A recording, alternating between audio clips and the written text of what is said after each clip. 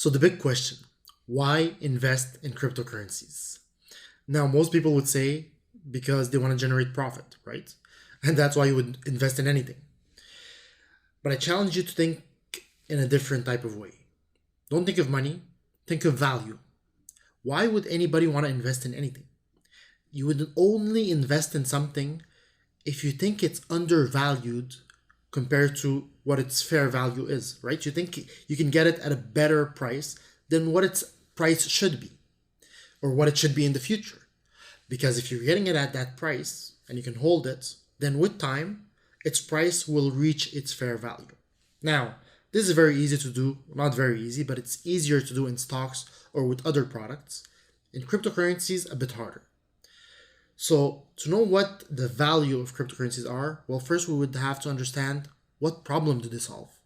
And if they solve these problems, what value would they have?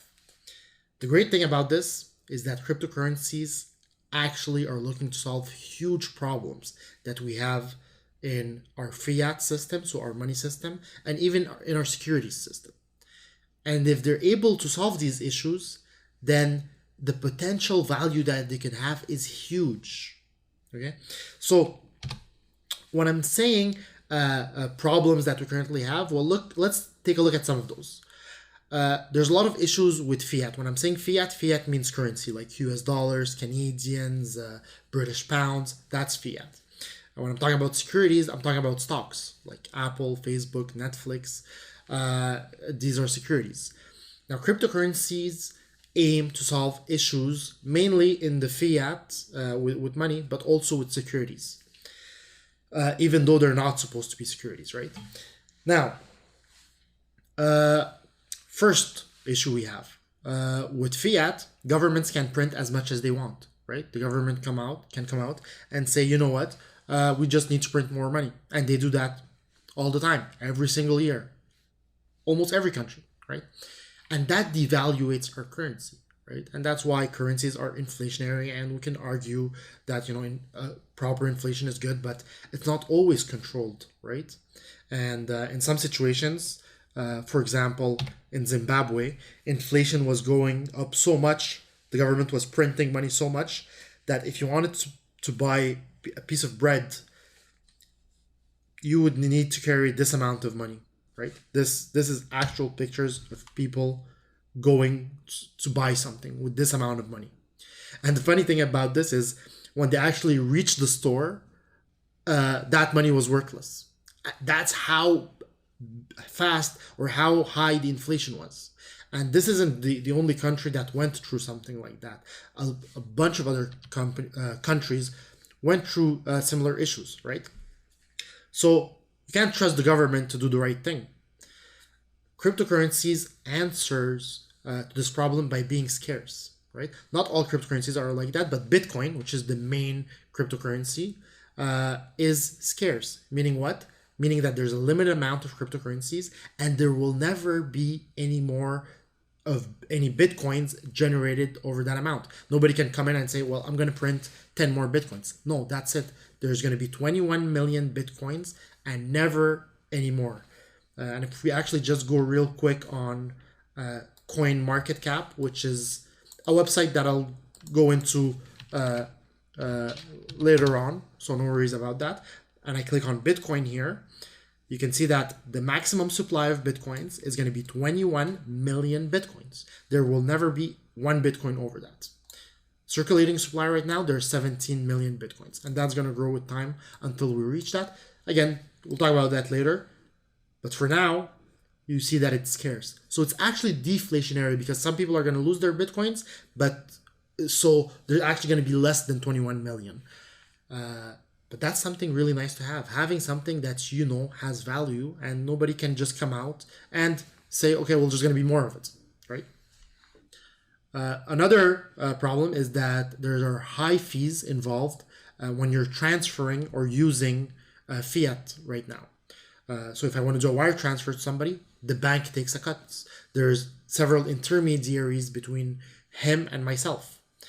With cryptocurrencies, the funds can go directly from me to that person without anybody interfering, and fees can be very small. Now, this is a work in progress because we're not able, or cryptocurrencies are still not able to handle a very high amount of users while having low fees.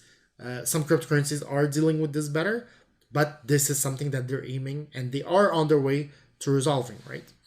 Merchant fees, whenever we sell something as a company, Visa takes a 3% cut, PayPal takes a 3% cut. We're sick of it, and that's an actual issue, right? If we take a look at, and even with other friends of mine who have different companies who actually rely a lot on sales, when they account for all the merchant fees that they pay, it's a huge amount, right? So it is an issue, and true cryptocurrencies, that is completely removed. Another issue is, there's always, and you hear about this every day in the news, financial institutions being, breached. So their security being breached, frauds happening. With cryptocurrencies, there is extreme security, and that's we will learn in the following classes when we learn more about the blockchain and how the funds cannot be hacked unless you're stupid with your private keys and all of that, which we'll talk about too. But if you are secure and you're on Bitcoin, for example, which has never been hacked, cannot literally be hacked in a way, then you have extreme security, right? Another issue that companies are unable to solve. Why? Because they are centralized. It's a centralized entity and they can always get breached. Another issue is that you have to trust somebody. And this is one of the biggest things. We're at a time where you don't want to trust anybody.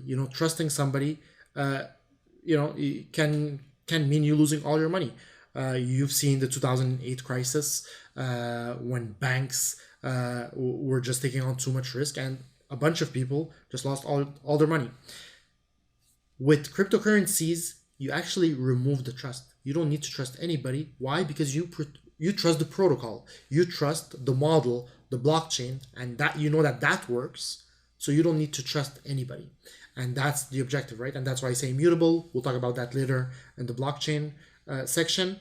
But these are issues that we currently have. When you're looking at the fiat or the money system, there has not been any advances in how we use money for ages. And cryptocurrencies are coming to say, you know what, we need to do this in a better way. And a lot of these problems are not fixed yet, but we are looking to fix them. Okay? And if they are fixed, well, then we can compete with the money system and the security system. And we'll take a look at that on another slide. This is actually a video here of Bernie Sanders talking with Ben Bernanke. So this is after the 2008 crisis, where the Fed, the Federal Reserve, which handles the money supply for the US economy, came out and bailed out banks. Now, most federal central banks, like the Fed, are owned by the government. In the States, they're actually a private entity, and they can do whatever. They can print money in the way they want, play with interest rates, and they can, in this situation, bail out banks. So they can take taxpayer money and give it to banks. And they don't even need to take your permission. They don't need to tell you why or who they're giving it to. And you can see in this video, Bernie Sanders, really cool guy, trying to ask, where did this money go? And this is the answer he gets, right? Time of the gentleman's expired. Senator Sanders. Thank you, Mr. Chairman. Welcome, Mr. Chairman. We have spent a lot of time in Congress talking about the $700 billion TARP bailout, which I voted against as it happens. Not a whole lot has been talked about with regard to the $2.2 trillion that the Fed has lent out. Now, I find it absolutely extraordinary that I wrote you a letter and I said, hey, who'd you lend the money to? What were the terms of those loans? How can my constituents in Vermont get some of that money? Who makes the decisions? Do you guys sit around in a room? Do you make it? Are there conflicts of interest? So my question to you is, will you tell the American people to whom you lent $2.2 trillion of their dollars. Will you tell us who got that money and what the terms are of those agreements? We explain each of our